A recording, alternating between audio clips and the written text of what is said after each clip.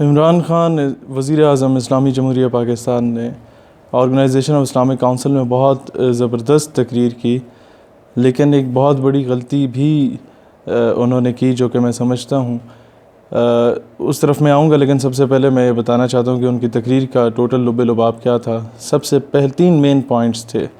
सबसे पहला पॉइंट ये था कि जब भी नामूस रिसालत सल्लल्लाहु अलैहि वसल्लम का मामला आता है, जब कोई शख्स गुस्ताखी करता है वेस्टर्न कंट्रीज़ में, तो ऑर्गेनाइजेशन ऑफ इस्लामिक काउंसिल की जो कंट्रीज़ हैं, इस्लामी ममालिक हैं, उनकी जानिब से कोई सख्त रिस्पांस नहीं आता।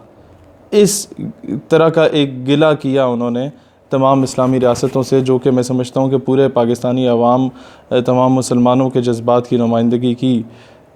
दूसरा पॉइंट उनका ये था कि एक इस्लामोफोबिया का एस्पेक्ट जो है वो वहाँ पर पाया जाता है कि इस्लाम से डरने वाला कॉन्सेप्ट पाया जाता है, और कोई भी दहशतगर्दी अगर कहीं पर होती है, अगर उस बंदे के नाम के साथ कोई मुस्लिम नेम आता है तो उस दहशतगर्दी को इस्लाम के साथ जोड़ा जाता है। लेकिन जैसे कि वाक़या जो न्यूजीलैंड में पेश आया, उसमें वो दहशतगर्दी करने वाला बंदा ईसाई था, तो उसका मज़हब नहीं बताया गया, कहा गया कि जी ये मेंटली रिटार्डेड पर्सन था, यानी कि उसका जहनी तवाज़ुन ठीक नहीं था। तो ये डुअल जो रिस्पांस होता है, दोगला रवैया होता है इंटरनेशनल कम्युनिटी का, उसको बहुत ज़बरदस्त तरीके से एक्सपोज़ किया वज़ीर आज़म ने। तीसरा उन्होंने पॉइंट ये पेश किया कि जी साइंटिफिक एस्पेक्ट से काफ़ी रिफॉर्म्स लाने की ज़रूरत है इस्लामी उम्मा में, और उसमें उन्होंने कहा कि हमारे पास इस तरह के स्पेशलिस्ट मौजूद हैं जो कि आपको हेल्प आउट कर सकते हैं। अब जो तीसरा पॉइंट था उसका उन्होंने हल बताया। पहला पॉइंट जिस पे उन्होंने पिछले 6 महीनों से जो हम तकरीरें कर रहे हैं, और वो आवाज़ पूरी पाकिस्तानी कौम की आवाज़ बनी कि जिस तरह होलोकॉस्ट पे यहूदियों ने एक कानून साजी की, इस तरीके से अब ये जो चीज़ें मैं बता रहा हूँ, जो लोग टेक्निकलिटीज़ देखते हैं स्पीचेस की, या जो लोग डिप्लोमेटिक एस्पेक्ट को समझने वाले हैं, वो मेरी इन बातों को समझ पाएंगे। मैं जज्बात से हट के बातें कर रहा हूँ आज, क्योंकि कई इस तरह की चीज़ें होती हैं जो कि आप समझाने के लिए करते हैं, सिर्फ काउंटर नैरेटिव नहीं देते। तो वो ये है कि हम लोगों ने जिस तरह, चलें पहले उस तरफ जाते हैं, जिस तरीके से होलोकॉस्ट पे कानून साजी हुई कि कोई शख्स यहूदियों के उस होलोकॉस्ट के ख़िलाफ़ बात नहीं कर सकता, ये कानून साजी की गई प्रॉपर। इसी तरीके से ये कानून साजी होनी चाहिए कि कोई शख्स नामूस रिसालत सल्लल्लाहु अलैहि वसल्लम के मामले में कोई हजूर सल्लल्लाहु अलैहि वसल्लम की ज़ात मुबारक या उनकी शान में किसी किस्म की गुस्ताखी ना कर सके, इस पे पूरी कानून साजी होनी चाहिए। अब इमरान खान का ये पॉइंट ऑफ व्यू बिल्कुल दुरुस्त था कि जितना अकीदत, जितना इश्क, जितनी मोहब्बत मुसलमान करते हैं हजूर सल्लल्लाहु अलैहि वसल्लम से, अपनी जान निछावर करते हैं उन पे, ये बताना चाहिए मगरिब के लोगों को हमारी जानिब से कि यार हमारे जो जज्बात हैं उनको ठेस पहुंचती है इस तरह की हरकत से, जो ये गुस्ताखाना बातें की जाती हैं या खाके शाया किए जाते हैं। लेकिन जो गलती की है इमरान खान ने वो ये की है कि इस चीज़ पर तकरीर करना इज़ नॉट एन अचीवमेंट, इसको इम्प्लीमेंट करना डेट इज़ एन अचीवमेंट। कि यूनाइटेड नेशन में इम्प्लीमेंट करना तो दूर की बात, OIC से जो मुतफ़िका तौर पे एलानिया जारी हो, उसमें एक चीज़ बहुत इंपॉर्टेंट है जिसकी तरफ इशारा नहीं किया गया। उन्हें चाहिए था कि इस पे पूरा एक होमवर्क करके लाते, और जब भी कोई भी मुल्क अपनी कोई चीज़ अप्रूव कराना चाहता है यूनाइटेड नेशंस में या ऑर्गेनाइजेशन ऑफ इस्लामिक काउंसिल में या इस तरह के किसी भी आलमी इत्तेहाद में, तो वो एक होमवर्क करता है। उसके साथ जो वज़रा आते हैं या जो टीम आती है, जिस तरह इमरान खान के साथ वज़रा की टीम गई, वो सिर्फ सेल्फियाँ बनाने में मसरूफ़ थी। जो वज़रा की टीम होती है वो जाके लॉबी बनाती है, लॉबीज़ क्रिएट की जाती हैं, मुख्तलिफ जो ममालिक वहाँ पर आए होते हैं उनके एम्बेसडर्स से मिला जाता है, उनके नुमाइंदों से मिला जाता है, उनकी लीडरशिप से मिला जाता है, उन्हें जाके वो पेपर वर्क दिया जाता है और कहा जाता है कि जनाब हम इस मौजू पे तकरीर करने जा रहे हैं, लिहाजा आपने हमारे मौक़िफ़ की तायीद करनी है और इस पर प्रॉपर कानून साजी करनी है, ताकि कहीं पर भी कोई शख्स अगर गुस्ताखी का मर्तकब होता है तो उसके ख़िलाफ़ अमली तौर पर एक्शन लेने की ज़रूरत है, उसके ख़िलाफ़ कौन सी सज़ा मुकर्रर होनी चाहिए, इस बात को इम्प्लीमेंट करने की ज़रूरत है। अब ये चीज़ कहीं पर भी हमें नज़र नहीं आई ऑर्गेनाइजेशन ऑफ इस्लामिक काउंसिल के इजलास में। एक तो ये, दूसरा, मेरे नज़दीक OIC का इजलास हर 3 साल के बाद होता है, जो कि मैं समझता हूँ हर 6 महीने या 1 साल के बाद होना चाहिए, ताकि जो करंट अफेयर्स हैं, कई इस तरह के मामले होते हैं, सऊदी यमन का मामला है, इराक ईरान का मामला हुआ था, इराक कुवैत का मामला हुआ था, वो मामले हो के ख़त्म भी हो चुके होते हैं।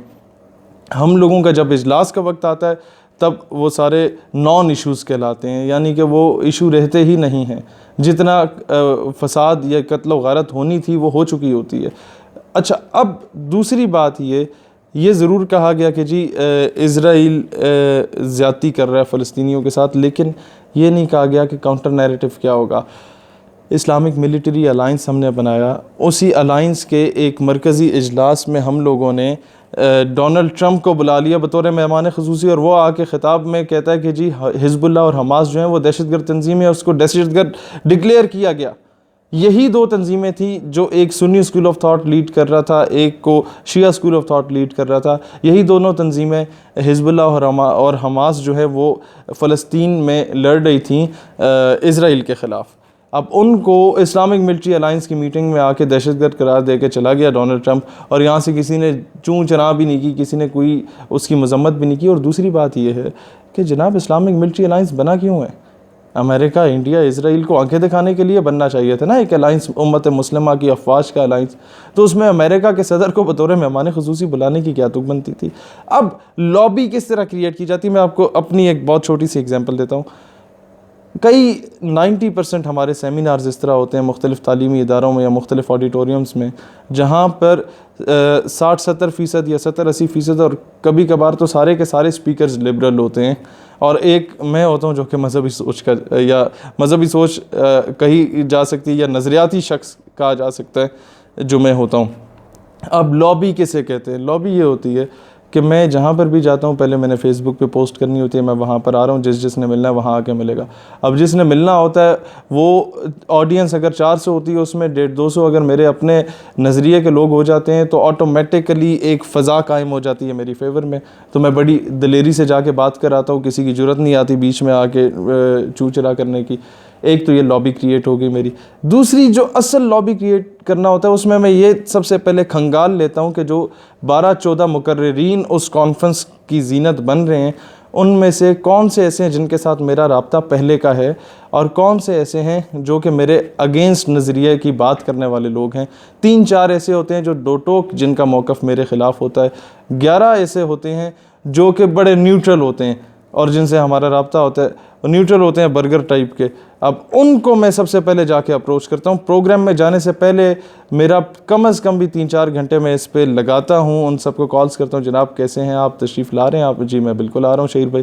तो जनाब अर्ज़ ये है कि मैंने वहाँ जाके ये 3-4 मेन पॉइंट्स पे बात करनी है। हमारा एजेंडा है कि तमाम सियासी और मसलकी इख्तिलाफ़ात को पसे पुष्ट रख के तमाम स्टूडेंट ऑर्गेनाइजेशंस 3 पॉइंट एजेंडा पे, बल्कि 4 पॉइंट एजेंडा पे इकट्ठे हो जाए। नंबर 1, पाकिस्तान की इस्लामिक आइडियोलॉजी का दिफ़ा करना।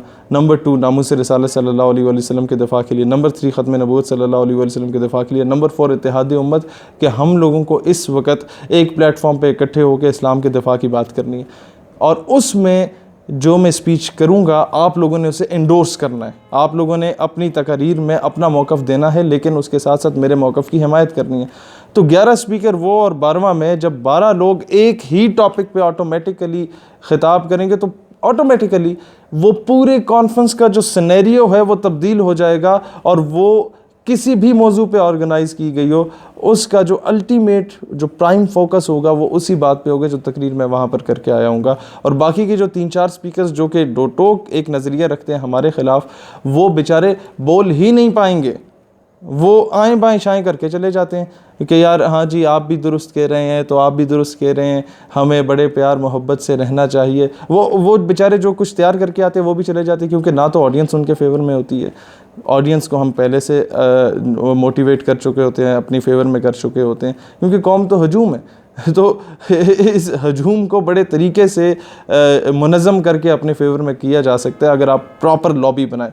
इसी तरीके से खान साहब को चाहिए था कि आपके साथ जो फ़ॉरेन मिनिस्टर गए उन्हें जाके मिलना चाहिए था सबसे पहले तो सऊदी शेख को, और बताना चाहिए था कि जनाब हम ये बात करेंगे, लिहाजा आपने एंडोर्स करना है कि अगर कोई शख्स गुस्ताखी करता है तो उसके ख़िलाफ़ सख्त कार्रवाई की जाए, और उसके साथ साथ कानून साजी की जाए, और उसके साथ साथ जो भी गुस्ताखी करता है, अगर उसका मुल्क उसके ख़िलाफ़ किसी किस्म का एक्शन नहीं लेता तो उस मुल्क का मुकम्मल सोशल, इकनॉमिकली, सोशली हर किस्म के ताल्लुकात ख़त्म करने चाहिए, उसका बाइकआउट करना चाहिए। ये चीज़ अगर एलानिया हम लोग दे देते हैं, 60-70 मुल्क मिल के, इस्लामी ममालिक या 56 मुल्कों का जितना भी है, वो अगर ये काम करते हैं तो एक बड़ा स्ट्रॉन्ग मैसेज जाता है वहाँ पर, जो कि अनफॉर्चुनेटली ये गलती की वज़ीर आज़म ने, और ये बात नहीं हुई, वो सिर्फ़ तकरीर और फ़ोटो सेशन की हद तक रहा और वापस कॉन्फ्रेंस ख़त्म हो गई। अब अल्टीमेटली जब भी कश्मीर में जुल्म होता है या फ़लस्तीन में जुल्म होता है तो मुतफ़िका तौर पे जो करारदाद आती है कॉन्फ्रेंस के एंड पे, वो ये आती है कि जनाब कश्मीर में भारतीय मज़ालिम की ऑर्गेनाइजेशन ऑफ इस्लामिक काउंसिल मज़म्मत करता है। भाई what the hell it is कि जी मज़म्मत करता है। मज़म्मत क्या चीज़ होती है? ये इसी तरीके से है कि अगर हम आपके किसी के ख़ानदान के फ़र्द के साथ ज़्यादती होती है और आप पिंड के चौधरी के पास जाते हैं और कहते हैं कि मेरे फ़लाँ शख्स को कत्ल कर दिया गया, ना हक कत्ल हुआ, और पिंड का चौधरी कहता है ओ बहुत अफसोस हुआ, हम मज़म्मत करते हैं, शदीद अल्फाज में मज़म्मत करते हैं, उसे ऐसा नहीं करना चाहिए था और ऐसे चीज़ों को कभी नहीं होना चाहिए। तो आप पिंड के चौधरी की शक्ल नहीं देखेंगे, यार उल्लू के पट्टे, माजरत के साथ उल्लू के पट्टे, इस तरह की बातें हमें नहीं चाहिए। उसने कत्ल किया, जाओ उसका गिरबान पकड़ो और उसे जेल में डालो। इम्प्लीमेंटेशन इसे कहते हैं। अब आप समझ रहे होंगे मेरी बात की, जो मैं कहना चाह रहा हूँ कि इज़राइल अगर जुल्म कर रहा है या हिंदुस्तान अगर जुल्म कर रहा है तो उसकी मज़म्मत अगर 70 ममालिक बैठ के करते हैं, इसका मतलब है कि वो बुज़दिली का इजहार कर रहे हैं, वो कोई दलेरी का इजहार नहीं कर रहे। उन्हें ये चाहिए वो कहें अच्छा कितने लोग शहीद हुए कश्मीर में, इतने हज़ार शहीद हो गए, अच्छा जी कितने लोग शहीद हुए फ़लस्तीन में, इतने हज़ार हो गए, इनके खून का बदला कसास लिया जाएगा। इज़राइल से भी और हिंदुस्तान से भी ये मुश्तरका एलानिया होना चाहिए कि हमने जो इस्लामिक मिलिट्री अलाइंस बनाया है वो करतब दिखाने के लिए नहीं बनाया। हम लोगों ने जो इतने ज़बरदस्त किस्म की टेक्नोलॉजीज़ बनाई हैं, जो हमारे पास बॉम्ब्स हैं या जो कुछ है, ये हमने फूफी की शादी पे तो मजाने नहीं है, ये हमने आप लोगों के लिए ही रखे हैं। लिहाजा सितमगर इधर आ, हुनर आजमाएँ, तू तीर आजमा, हम जिगर आजमाएँ। मामला ये है कि ये 60-70 मुल्क मिल के अगर सोशल बाइकआउट करते हैं ऐसे 4-5 ममालिक का जो कि इस्लामोफोबिया फैलाने में किरदार अदा कर रहे हैं या एंटी इस्लामिक एक्टिविटीज़ में मुलव्वस हैं, तो ऑटोमेटिकली बाकी लोग कोई इस तरह की हरकत करने से पहले 100 मरतबा सोचेंगे। तो इस चीज़ पे काम करने की ज़रूरत है। इंडिया हमेशा कश्मीर के केस को किस तरह तरखा देता है। 1948 में करारदाद पेश की गई थी यूनाइटेड नेशन में कि the issue of Kashmir should be resolved according to the basic rights of Kashmiris, according to the मतलब जो कश्मीरी चाहते हैं उसके मुताबिक, either if they want to annex themselves with Pakistan और they want to annex themselves with India और to become a separate homeland, जो कश्मीरियों की उमंगें हैं उसके मुताबिक वो केस रिजॉल्व किया जाए और वहाँ पर रेफरेंडम हो। 1948 से लेके अब तक 71 साल हो चुके हैं, उस केस को किसी ने फॉलो नहीं किया। जब भी पाकिस्तानी जाते हैं, एक तो ये हमारे मोस्टली डेलीगेट्स जो हैं ये वहाँ जाके नशे में धुत होते हैं या तस्वीरें बनवा रहे होते हैं या बार्स में पाए जाते हैं। जब इजलास में जाते हैं तो इनका होमवर्क कंप्लीट होता नहीं है। ये लोग जाके लॉजिकली प्रूव नहीं करते, बल्कि कश्मीर के केस को इंडिया इतना ज़बरदस्त तरीके से पेश करता है कि वो हमारा भी जो आज़ाद कश्मीर है उसको भी क्लेम कर बैठता है और ये शक्लें देख रहे होते क्योंकि इन्होंने होमवर्क नहीं किया होता उस पर। लिहाजा आप लोग जब भी जाएं ऐसे सिंसियर लोगों को भेजें। फ़ॉरेन पॉलिसीज़ को तो एक रिकॉल करने की ज़रूरत है और हमारे फ़ॉरेन ऑफिस के जो नुमाइंदे जाते हैं वो जाके लॉबीज़ बनाएं। सबसे पहले मुस्लिम कंट्रीज़ में बनाएं, उसके बाद वेस्टर्न कंट्रीज़ में बनाएं और उन्हें बताएं कि जनाब बात यह है कि आप ये एक साइड पे रख दें कि जी मुसलमानों के साथ जुल्म हो रहा है, आप ये देख लें कि यार आखिर हैं तो इंसान, उनके साथ जुल्म हो रहा है, फ़लाँ मुल्क इस तरीके से जुल्म कर रहा है, लिहाजा हमें आपकी सपोर्ट चाहिए कि उस मुल्क के ख़िलाफ़ हम लोग कोई अमली तौर पे किरदार अदा करें। तो क्यों नहीं ये हो सकता? बिल्कुल हो सकता है। जिस तरह अमेरिका ने अफ़गान मुजाहिदीन की हुकूमत को ख़त्म करने के लिए एक पूरी लॉबी बनाई और यूनाइटेड नेशन की अम्ब्रेला के अंडर 9/11 का अटैक ख़ुद ही करवा के वो अफ़गानिस्तान में आया और उसने आके तबाही मचाई और आज तक पाकिस्तान उसका अज़ाला भुगत रहा है। पाकिस्तान में दहशतगर्दी भी इसी वजह से फैली है क्योंकि अमेरिका यहाँ पर घुसा हुआ है। तो यही काम अगर हम लोग करते और प्रॉपर लॉबी बना के जाते तो आज हमें महज तकरीरें ना करनी पड़ती, आज एक कानून साजी हो चुकी होती यूनाइटेड नेशन में कि कोई शख्स नामूस रिसालत सल्लल्लाहु अलैहि वसल्लम के मामले में किसी किस्म की हर्जा सराई नहीं कर सकता। लिहाजा मेरी इल्तिजा है, दरख्वास्त है हुकूमत पाकिस्तान से कि अगली बार जब भी आप लोग जाते हैं तो सिर्फ़ तकरीरें करने ना जाएं और कौल व फ़ेल में तज़ाद भी ना रखें। आप लोगों ने वहाँ पर तो चले जाके बात की, लेकिन आपने ही अपने दौरे हुकूमत में आसिया मलूना को रिहा किया। आपने ही अपने दौरे हुकूमत में एक कादियानी बुक सेलर जो कि गुस्ताखी का मरतकब था, कोर्ट ने उसे रिहा करते हुए कहा कि जनाब इसका जुर्म साबित है, ये गिल्टी प्रूव है, ये मासूम नहीं है, लिहाजा हम इसे फिर भी रिहा करते हैं। इसलिए रिहा करते हैं क्योंकि जितनी जेल में इसने उम्र गुजार दी बस वही इसकी सज़ा थी। लिहाजा जब तक प्रैक्टिकली सज़ाएँ आप अपने घर से शुरू नहीं करते, गुस्ताखों को टंगते नहीं हैं, तो आप इंटरनेशनल लेवल पे जाके कभी भी आपकी बात की वो वेटेज नहीं हो सकती सिवाय तस्वीरें खिंचवाने के। तकरीरें तो हमारे मोहल्ले के मौलवी साहब आपसे ज़्यादा अच्छी कर लेते हैं। तकरीर करना महज that is not an achievement. जो बातें आपने की हैं उसको प्रैक्टिकली इम्प्लीमेंट करें, दैट इज़ एन अचीवमेंट। एक तरफ तो आप वहाँ जाके नामूस रिसालत की बात करते हैं, लेकिन दूसरी या ख़त्म नबूवत की बात करते हैं, दूसरी तरफ आपका ही साबिक चीफ जस्टिस आपका ही डैम फंड के तहरीक के लिए जब जाता है किसी दूसरे मुल्क में तो कादियानियों से चेक वसूल करता है जिस पे लिखा होता है अहमदिया मुस्लिम कम्युनिटी। यानी कि क्या वो अहमदिया मुस्लिम कम्युनिटी यानी कि कादियानी मुसलमान है, माज़अल्लाह ये लिखा होता है वहाँ पर, तो क्या पाकिस्तान के कॉन्स्टिट्यूशन की धज्जियाँ नहीं उड़ाई जाती? आप जब तक साकिब निसार के उस एक्ट पे उसके ख़िलाफ़ कार्रवाई नहीं करते अमली तौर पे, उसके ख़िलाफ़ सुप्रीम जुडिशल काउंसिल में नहीं जाते, हुकूमत को चाहिए इस तरह की चीज़ों को देखे। तो आप जब इस तरह की चीज़ें अपने मुल्क में नहीं करेंगे तो दूसरे मुल्क को जाके आप क्या लेसन देंगे कि जी नामूस रिसालत पे डट खड़े हो? ये चीज़ें आप लोगों को अपने ही ग्राउंड लेवल से अपनी स्टेट से शुरू करनी होंगी, तब आप इंटरनेशनल लेवल पे जाके आपकी बात की कोई वेटेज होगी। अल्लाह इस्लाम और पाकिस्तान का हामी और नासिर हो। पाकिस्तान पाइंदाबाद।